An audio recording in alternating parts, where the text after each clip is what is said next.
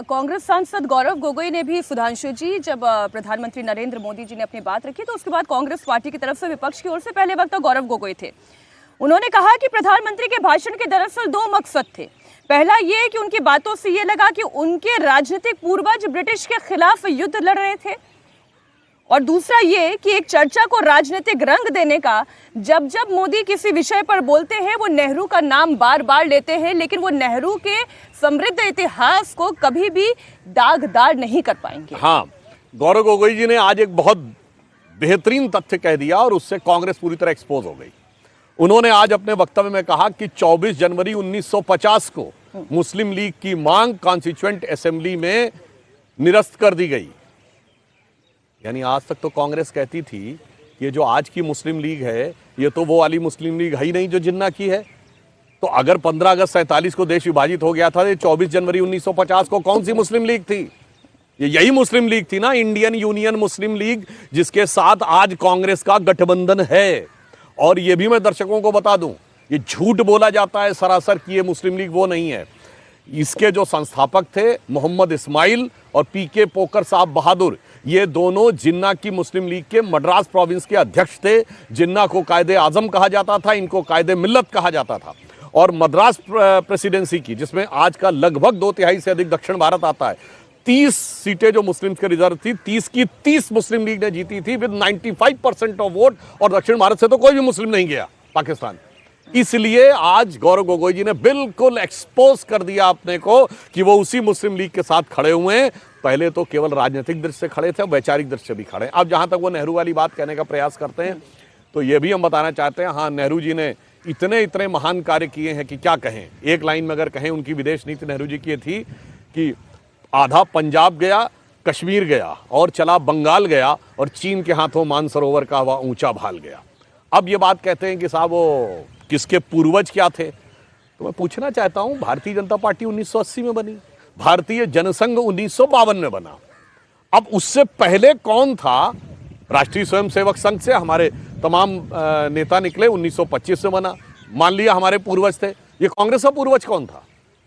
1885 में कांग्रेस की स्थापना किसने की? एलन ऑक्टेवियम ह्यूम, जो ब्रिटिश सरकार का सेक्रेटरी था। इनके पहले जो अध्यक्ष थे व्योमेश चंद्र बनर्जी, वो लंदन में जाके रहे, वहीं की नागरिकता ग्रहण कर ली, वहीं उनकी डेथ हुई और शायद उन्होंने क्रिश्चियन धर्म में स्वीकार कर लिया था। और अपने पूर्वजों के बारे में कांग्रेस को कान खोल के सुनना चाहिए। 1885 से 1910 तक अनेक ब्रिटिश सेक्रेटरी कांग्रेस के अध्यक्ष रहे हैं। विलियम वेडनबर्न, जॉर्ज यूल, अल्फ्रेड रोब, यहां तक कि 1910 का वर्ष, जिस साल वीर सावरकर को 2 जन्मों के कारावास की सजा दी गई है, उस साल कांग्रेस का अध्यक्ष विलियम वेडनबर्न ब्रिटिश सरकार का सेक्रेटरी था। तो भाई आपके पूर्वज तो अंग्रेज थे।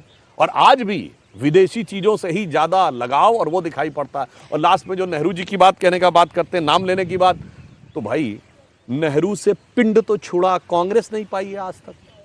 बताइए, 1929 में मोतीलाल नेहरू कांग्रेस के अध्यक्ष थे और 2025 में आज भी कमांड उसी के हाथ में है। यूपीए की चेयरपर्सन सोनिया गांधी है। अब ये बताइए, आप नेहरू से पिंड छुड़ा नहीं पा रहे हैं, नेहरू के परिवार का पूरा वो कर रहे हैं, और उसके बाद कहते हैं कि जवाब न दिया जाए। और दूसरी बात, उन्होंने गौरव गोगोई ने एक और बात कही, इतनी बार कांग्रेस का नाम लिया। अरे नहीं, मैं गिनती लेके आपको बता देती हूँ। 50 बार लिया उन्होंने कहा कि 50 बार कांग्रेस का नाम लिया, 14 बार नेहरू का नाम लिया, लेकिन पीएम कितनी भी कोशिश कर ले, नेहरू के योगदान पर एक भी काला दाग नहीं लगा पाएंगे। दरअसल प्रधानमंत्री नरेंद्र मोदी अपने भाषणों के जरिए इतिहास को फिर से लिखने की कोशिश कर रहे हैं, रीराइट करने की कोशिश कर रहे हैं। आज भी प्रधानमंत्री ने नेहरू जी का 7 बार नाम लिया। देखिए कितनी उन्होंने मजेदार बात कही। उन्होंने कहा कि 50 बार कांग्रेस का नाम लिया। अब कांग्रेस सिर्फ नाम की रह गई है, और उसके बाद उन्हें लगता है कि अब यह नाम भी नहीं लिया जाना चाहिए। इसका मतलब अब कांग्रेस मान रही कि वो मुख्य विपक्षी दल की भूमिका में नहीं है, तभी तो वो कह सकते हैं कि नाम नहीं लिया जाना चाहिए। और 50 बार लिया। जब प्रधानमंत्री जी आए तो 50 सीटें नहीं पा पाए थे, और दूसरी बार में भी 52 पे अटक गए थे। अब जहां तक उन्होंने इतिहास की बात कही तो ये बिल्कुल सच है। इस देश का इतिहास लुटेरों ने लिखा। हम दुनिया के इकलौते देश हैं जिसने अपने लिखे इतिहास को ऑथेंटिक नहीं माना, विदेशियों के लिखे इतिहास को ऑथेंटिक माना। और विदेशियों में भी किनको, जिन्होंने हमारे बारे में अच्छा लिख दिया, मेगस्थनीज ने अच्छा लिखा हुआ है, मार्को पोलो ने अच्छा लिखा हुआ है, बहुत सारी बातें इब्न बतूता ने अच्छा लिखी, वेनसोंग, फाहियान, इत सिंह अच्छी लिखी। वो नहीं, लुटेरों के लिखे इतिहास को प्रामाणिक माना। और ये बात मैं नहीं कह रहा हूं, नोबेल पुरस्कार विजेता वीएस नायपॉल ने एक किताब लिखी, इंडिया ए वुंडेड सिविलाइजेशन, उसमें उन्होंने ये बात लिखी हुई है। तो इसलिए जो गुलामी की मानसिकता, मैकॉले का लिखा हुआ इतिहास, जो प्रधानमंत्री जी ने कहा है ना, आईएनसी अब एमएमसी हो गई है, यानी इंडियन नेशनल कांग्रेस अब मुस्लिम लीगी माओवादी कांग्रेस बदल गई है। तो ये मुस्लिम लीग, मार्क्स और मैकाले का जो दिमाग में वायरस घुसा हुआ है, उसको जरूरी है इस 21वीं सदी में, अमृत काल में, उससे बाहर निकलने के लिए।